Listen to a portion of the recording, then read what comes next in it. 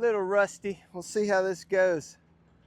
Had a lot of concepts or videos and ideas flowing over the past couple weeks, but have not been able to dedicate the time to document. So um, we're probably going to rapid fire this over the next couple days. But Matthew 6:34 says, "Therefore, do not worry about tomorrow, for tomorrow will worry about itself.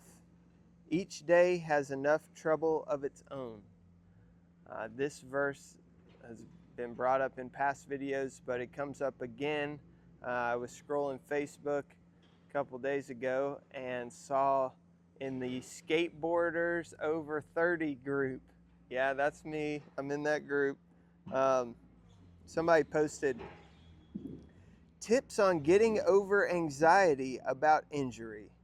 I want to start, but I always have that worry. Reading that stirred something inside me real deep. Um, with these videos, some of my close friends have been asking me, like, what are you doing? What's the goal? Like, what's the plan? Why are you doing this? And the truth is, I don't know. I'm just asking God to lead my steps, words, and actions each day. And obviously, I have responsibilities in life, and those come first. But with these videos, I'm really not sure why I feel called to do this until I read this. If you get nothing else from a 3-minute video on YouTube, it's all about getting over the anxiety of injury. There's so much uncertainty, you know. The only thing that we know is that we woke up today. And that's the first sign of gratitude. That's the first thing that you can hang on to and be thankful during the day of like, well, God's not done with me yet. There must be some kind of reason, and I'm just going to spend the rest of the day looking out for that reason. Who can I impact? Who can I love on?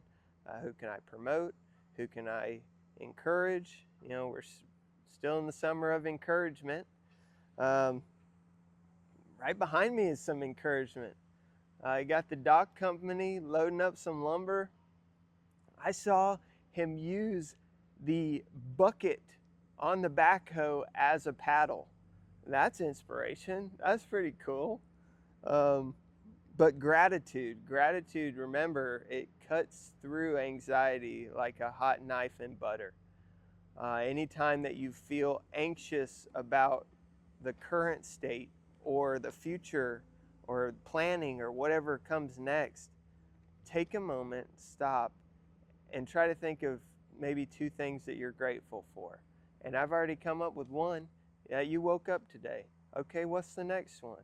Maybe it's that you get to be near water, or that you get to live in a home in an area that you love, or that you get to at least do it with people that you love.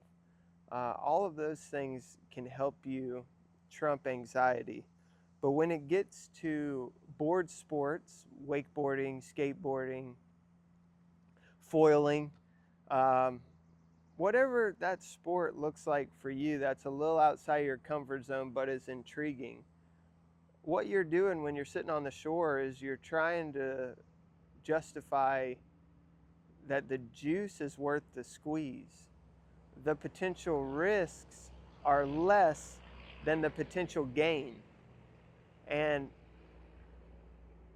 foundationally, for skateboarding and that question that came up in the Facebook group, there are too many times I've seen someone that is living right, obeying the directions, obeying traffic laws,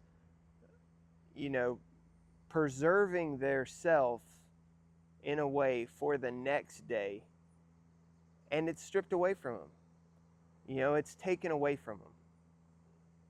And that is something that I use to continue to get out on a wakeboard, continue to get out on a skateboard, because I never know when that day will come where I cannot no longer physically do it. Not mentally, but physically, my body just can't do it any longer. So, and by that I mean, like, I'm still going to do it. I'm probably just going to be pushing around the parking lot on my sitting on the board versus standing,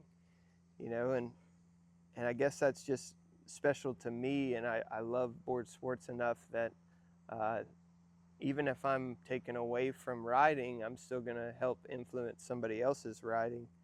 But you can't prevent the unknown. And growth and doing new things and stretching yourself and getting outside of your comfort zone, that is new life. That is new being spoken into your life. If you feel like you're doing the same old thing, stuck in your comfort zones, something new has got to come out of that. So, if I could mash two verses together, you've got the Matthew 6:34 and then John 10:10, part B. Part A is that the thief comes to steal, kill, and destroy. That looks like doubt, anxiety, worry. That looks like temptation.